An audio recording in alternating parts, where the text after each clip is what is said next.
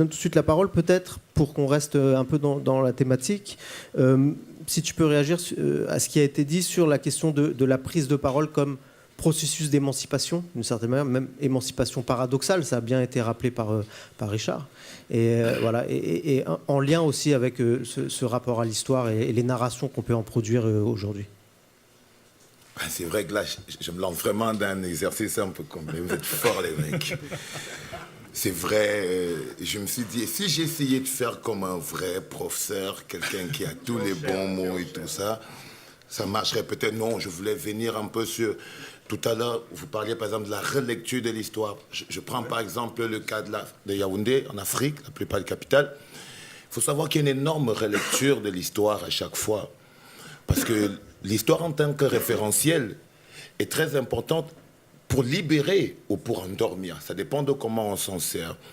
C'est-à-dire qu'il y a un mécanisme qui s'est passé. Je prends un cas simple dans le cas du Cameroun en Afrique. L'État représente en fait ce qu'on appelle le pouvoir colonial. C'est-à-dire que dans la lecture de l'histoire, on a vu avant on avait des maquisards, c'est-à-dire des nationalistes indépendantistes. L'État les appelait donc des maquisards. Mais ils avaient été installés par le pouvoir colonial. Donc on peut dire, par exemple, quand on prend le cas du Cameroun, par exemple, que Ahidjo, c'était le pouvoir colonial, et Oumniobé, c'était le maquisard. Et les familles, c'était très dangereux dans le quartier d'être pro-Oumniobé. De dire oui, je suis Oumniobé, parce que l'État installait tout un système qui disait que c'est des maquisards, c'est des bandits, ils vivent dans la brousse. Et c'est vrai que, voilà, vu l'époque de la lutte coloniale, ils étaient perdus dans la brousse et parfois commettaient des petits larcins pour pouvoir survivre justement et continuer la lutte pour l'indépendance. Mais évidemment, ils se battaient plus direct contre le colon, mais ils se battaient contre le gouverneur du colon, Ahidjo, qui avait été mis là pour pouvoir terminer le travail. Donc, ils étaient des bandits. Mais avec l'évolution, la rue se réapproprie l'histoire. C'est-à-dire qu'aujourd'hui, Oumniobé, c'est un héros.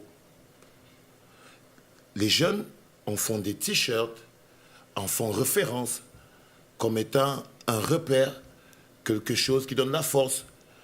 Mais l'État continue de jouer son rôle de pouvoir colonial.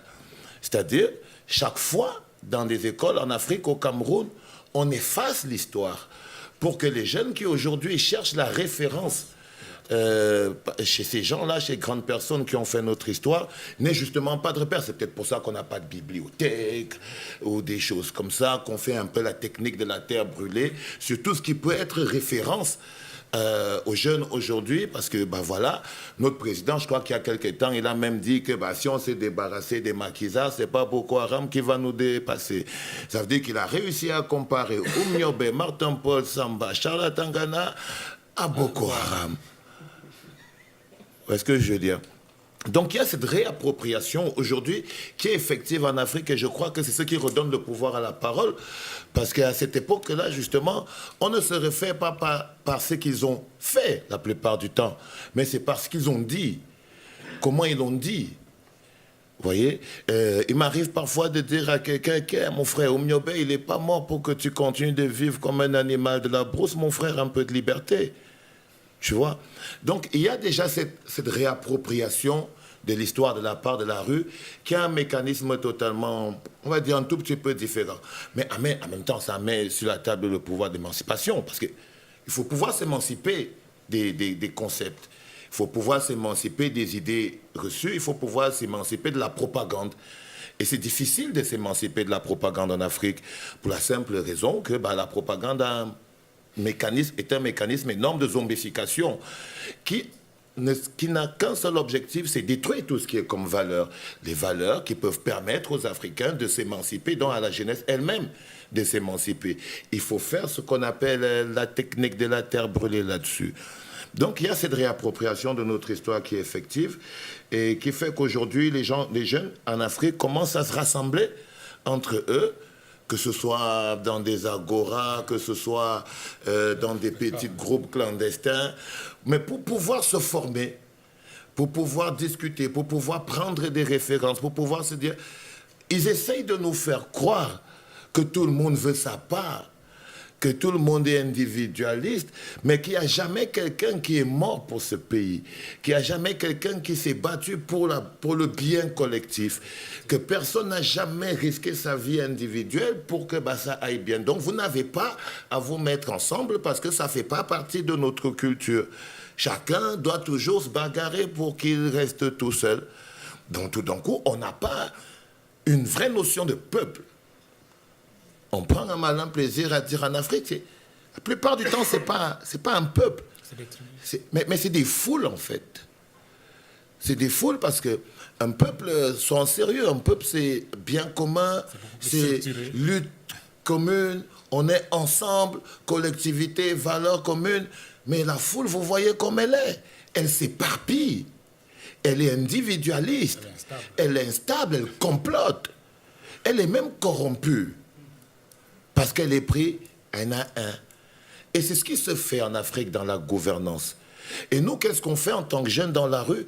On essaye de repartir dans l'histoire pour pouvoir se dire, mais non, ça n'a pas toujours été ça. C'est pas vrai. Et on brûle une bibliothèque justement pour que vous n'ayez pas le référent qui va pouvoir vous dire, non, le mec qui raconte des conneries, c'est pas tout le monde veut sa part, c'est pas tout le monde vole. Le bien commun est très important. Parce que le bien commun conditionne peut-être le bien individuel de chacun d'entre nous. Donc, on essaye comme on peut de créer des lieux de discussion pour mettre la parole au service du développement, parce qu'en même temps, on ne peut pas, si vous faites une agora, c'est pas pour armer des gens avec des kalachnikovs, mais c'est de se servir de la parole pour leur donner les armes nécessaires pour leur émancipation, pour leur libération individuelle d'abord. Et ça, c'est super important qu'on sache que dans le contexte africain aujourd'hui, c'est un mécanisme qui est, on va dire quoi, on ne peut pas passer outre. On ne peut pas faire autrement. C'est-à-dire que si jamais on imagine le développement de l'Afrique sans prendre le jeune Africain comme étant la solution, la personne sur laquelle le socle où il faut bâtir, que ce soit la formation, que ce soit l'information, que ce soit quoi, mais que c'est dedans qu'il faut mettre, ça nous posera un petit problème. Évidemment, vu qu'on est on est dans des États un tout petit peu de dictature, il faut bloquer justement l'Afrique dans la dépendance et dans l'assombrissement notamment. J'ai appelé ça la zombification. Donc, ça c'était un peu pour ce que je voulais dire sur comment c'est que dans la rue, les mécanismes qui sont mis sur pied pour se réapproprier notre histoire. Mais je vais revenir sur un cas particulier qui est celui du Cameroun. Parce que c'est vraiment un sérieux cas d'étude pour pouvoir arriver à ce genre de conclusion. Parfois, les gens ils demandent, mais qu'est-ce qui se passe au Cameroun? C'est pas possible. Tout le monde se plaint, mais rien ne se passe. Personne ne bouge dans la rue. Les gens, ils sont quiet. Et le président, il est cool.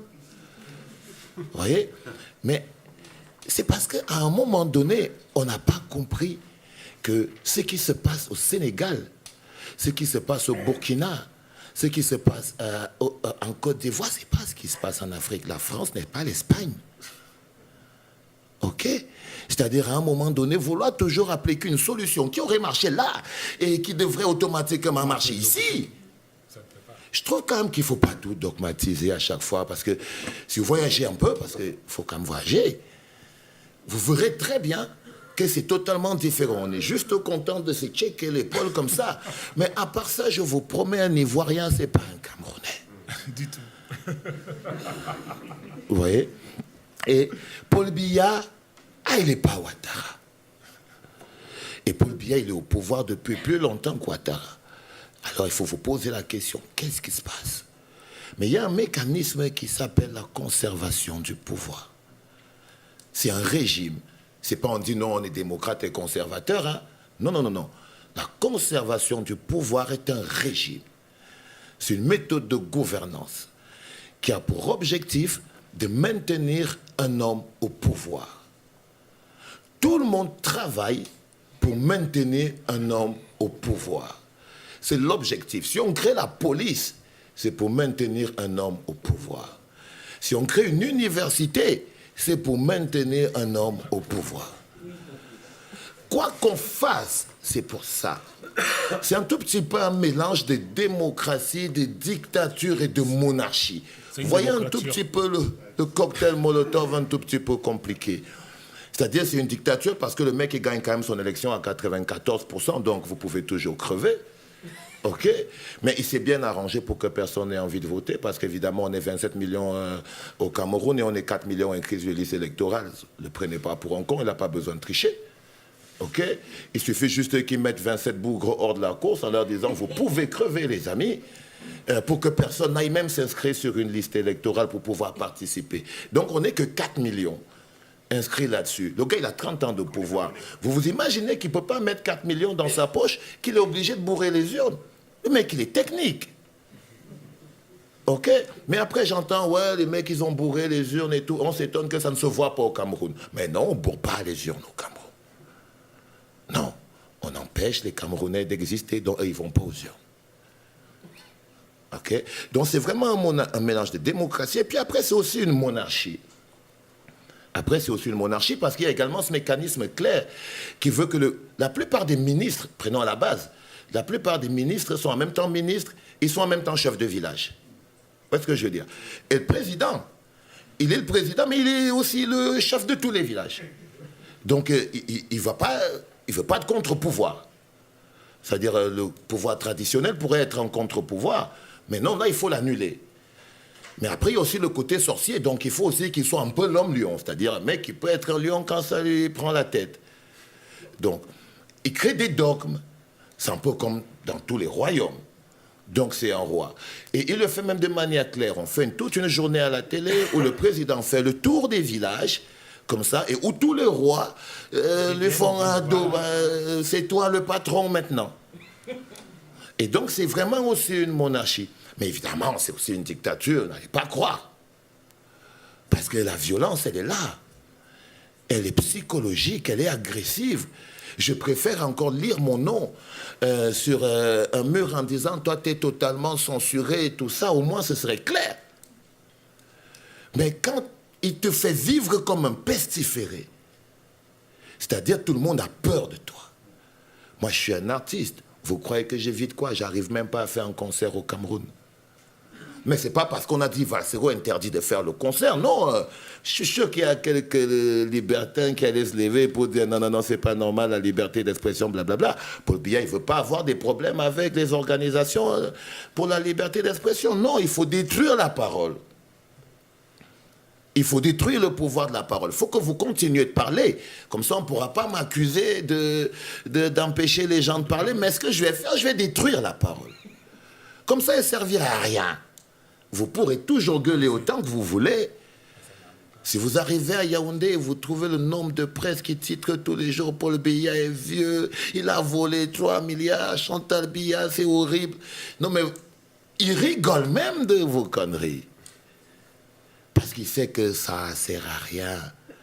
Le mécanisme de zombification qui veut qu'une fois qu'on a détruit la parole n'a plus cet impact.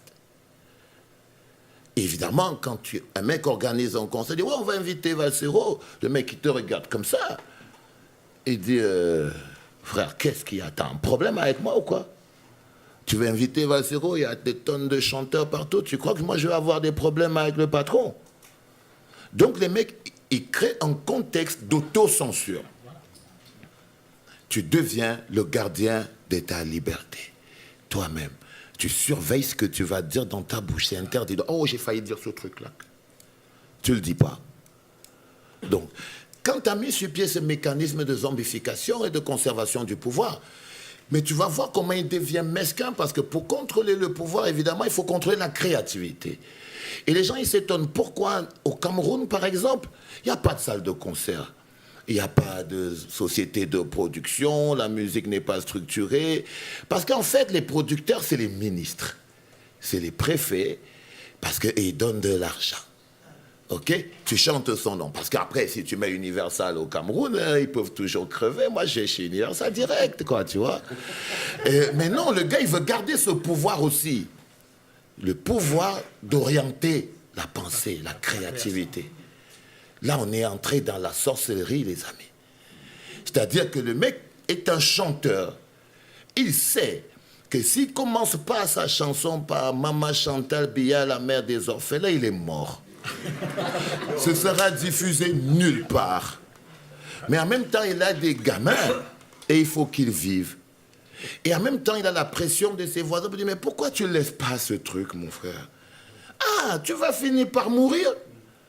Non, non seulement il n'y a personne qui l'encourage autour de lui, à côté, parce qu'on dit, ah, tu as cherché ton problème toi-même. Toi, tu ne vois pas tout le monde être tranquille là, parce que toi, tu montres que tu es plus fort que qui. Tu vois? On crée ce contexte. Une fois que tu as créé ce contexte, parce que tu es allé plus loin, tu te rends compte que l'art et la culture peuvent être un mécanisme de liberté. Alors il faut que j'explose l'art et la culture. Il faut même que je la politise totalement, mais même pas que je l'assujettisse à ma personne. Il faut que l'art et la culture jouent le rôle important de la conservation du pouvoir, donc me maintenir au pouvoir. Si l'art et la culture ne me maintiennent pas au pouvoir, on nique ce truc direct. Alors il crée vraiment ce contexte énorme. Et personne n'y va. C'est pour ça qu'en Afrique, au Cameroun, par exemple, je ne suis pas contre l'existence des agoras partout en Côte d'Ivoire, mais au Cameroun, ça n'a pas sa place. Il n'y a même pas ces petites cellules clandestines qui pourraient exister dans le quartier où les gens se formeraient, discuteraient entre eux et tout ça. Pas du tout, parce que déjà, on n'est pas un peuple, on est une foule, donc on est corrompu, on s'éparpille, on est individualiste. Il y a tout un process qui est mis sur pied pour pouvoir arriver à cette position de zombification notoire. Alors quand je vous dis que c'est violent, c'est extrêmement violent parce que parfois tu aurais vraiment envie qu'on te casse la gueule une bonne fois pour toutes, mais qu'on arrive à te séparer de tout. Mais qu'on arrive à couper, vous êtes 27 millions, mais vous êtes 27 millions individuels. C'est-à-dire que ton voisin, c'est ton voisin, mais c'est ton voisin, c'est aussi pas ton voisin. Il n'y a pas une notion de collectivité, il faut la détruire. Ça s'appelle la zombification et c'est important dans un régime de conservation de pouvoir.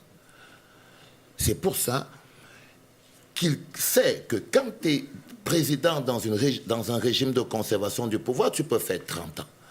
Parce qu'en fait, tu n'es pas là pour travailler. Ce que tu n'aimes pas, Paul Biya, il n'aime pas diriger.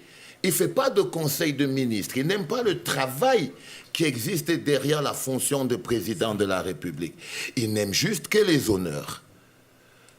Et les autres, également, ministres, députés, maires, sénateurs et tout, ils savent très bien que pour que lui, il reste ministre, pour que lui, il reste député, pour que lui, il reste sénateur, il faut que Paul Biya reste président.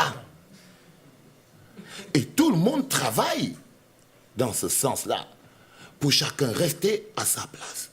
Vous voyez la différence entre un régime de conservation de pouvoir et un régime conservateur. Donc, c'est juste des mots, mais il faut bien les placer pour pouvoir dégager la nette différence qui existe. Et quand tout le monde travaille dans ce sens-là, le président est content d'avoir des honneurs parce qu'il ne travaille pas. Vous imaginez très bien que si vous êtes président pendant 30 ans, c'est parce que vous ne travaillez pas. Si vous travaillez, est-ce que c'est possible d'être président pendant 30 ans si on travaille? Soyons quand même un peu honnêtes. Donc tout d'un coup, il ne peut pas vouloir travailler. Pendant 30 ans. Donc il faut déjà qu'il soit quelqu'un qui a horreur du travail et qui a des gens autour de lui qui veulent, eux, avoir le pouvoir de mater le peuple. Alors il dessine son organisation. Voilà pourquoi vous pouvez écrire ce que vous voulez. Vous pouvez dire ce que vous voulez. Tant qu'Hollande lui dira toujours « Oh, mais toi, t'es encore solide, mon frère !» Ben, le reste, c'est votre problème. C'est peut-être pour ça qu'hier, à chaque fois, j'ai super honte. Chaque fois de pouvoir... J'aimerais tellement parler sans dire le mot France, aussi vrai que j'adore les Français. Mais après, tu tournes, paf, tu tombes encore sur ce truc. Parce que tu finis de comprendre ton truc et tu te dis, mais qu'est-ce qui bloque finalement? Et tu arrives sur le truc qui bloque. Tu vois?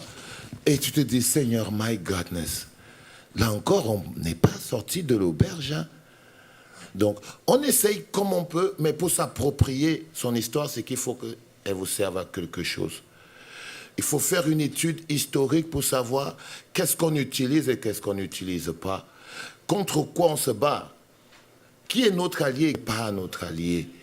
Ça, c'est très important pour moi. Moi, je tenais vraiment, déjà dans le cas d'espèces d'aujourd'hui, d'expliquer que les mécanismes dans des pays en Afrique ne sont pas les mêmes. Les réalités sont totalement différentes. On ne peut donc pas en faire un chapitre commun. C'est totalement impossible. C'est pour ça que j'ai un problème parfois avec des chercheurs qui viennent en Afrique et, bon voilà, ils passent un mois, il va à une réunion, il discute avec un groupe et il va là-bas, mais il ne va pas habiter là, donc il faut qu'il rentre et il croit connaître quoi que ce soit. Il fait même un livre, il fait une thèse, il vient ici même à la Sorbonne et tout ça. Puis il vous vend des inepties, puis après tu croises un mec dans la rue, tu te dis « Ouais, je connais ce qui se passe au Cameroun. » D'abord, il te dit « Je connais ce qui se passe en Afrique. » Tu lui dis « L'Afrique, c'est où, mon frère ?» Tu vois? Parce que dès qu'on n'aura pas compris que l'Afrique, c'est pas un pays, mais un continent, donc des tonnes et des tonnes de cultures différentes et des réalités différentes, on aura toujours des problèmes à poser un diagnostic, parce qu'on voudra toujours poser un diagnostic commun. Si ça marche en Côte d'Ivoire, ça marchera forcément au Cameroun. Si ça marche au Sénégal, ça marchera forcément au Mali. Mais ce n'est pas vrai, parce que même l'histoire n'est pas la même. Même l'histoire de ces peuples. On essaie même de nous faire croire, ouais, vous avez la même histoire, mais même l'histoire n'est pas la même. Il n'y a pas un pays en Afrique où des gens ont dit, on a vu le feu tomber du ciel. Mais venez au Cameroun. Les mamans vont vous dire, c'est ta maman qui te regarde. Elle est le premier pouvoir qui t'annule. Le premier mécanisme de zombification, c'est à la maison.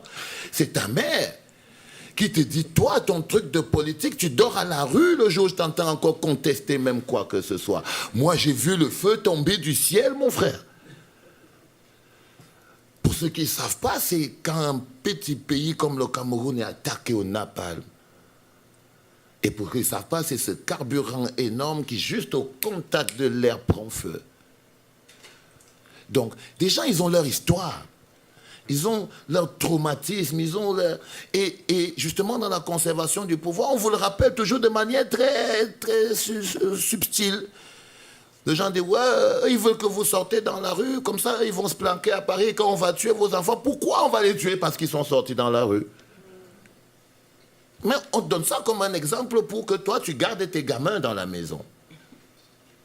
Donc, il faut savoir qu'aujourd'hui, les référents à l'histoire sont très importants, mais pouvoir aujourd'hui en Afrique partager ces référents, armer la jeunesse africaine de ses connaissances, de ses repères, de toutes ces choses qui feraient d'eux des personnes pleines, capables de porter le développement de l'Afrique, de l'énergie de base dont ils ont besoin pour pouvoir partir de quelque chose. Le mécanisme de diffusion de cette énergie est totalement compliqué et varie en fonction des pays. Au Cameroun, c'est impossible. Ça se fait peut-être en Côte d'Ivoire, ça arrive peut-être à se faire au Mali, peut-être même au Sénégal, mais dans le cas précis du Cameroun, c'est impossible.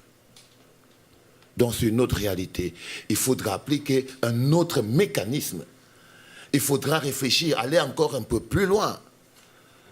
Parce qu'évidemment, on ne peut pas se dire, vu que ça ne marche pas, ça veut dire que c'est juste une autre solution, c'est tout. Donc, il ne faut pas juste s'arc-bouter sur cette solution qui serait automatique, mais retourner au laboratoire pour pouvoir essayer de trouver celle qui marche. Et j'espère qu'en partant d'ici, on aura un point ou deux là-dessus. Voilà, merci.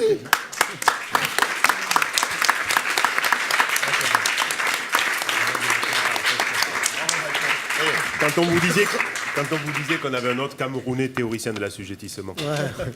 J'allais le dire, merci Valsero pour ta magistrale leçon de sciences politiques camerounaises, et pas certain que Achille aurait fait mieux, pour le coup. Bon, dans ce que tu as dit, il y a énormément de choses, on va pouvoir en rediscuter. Ce que j'ai trouvé passionnant, c'est que tu as aussi fait une leçon d'herméneutique de l'histoire, en montrant comment mobiliser l'histoire et la condition nécessaire pour réhabiliter le bien commun et même la possibilité d'être ensemble. Et tu as même fait une belle leçon de géographie en rappelant que l'Afrique n'est pas un pays. Donc, Je pense qu'on va faire la pause café maintenant.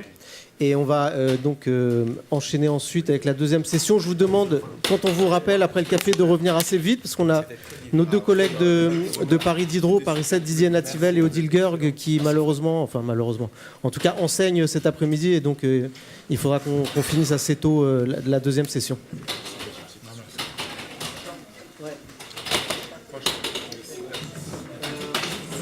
T'es fou, mon frère.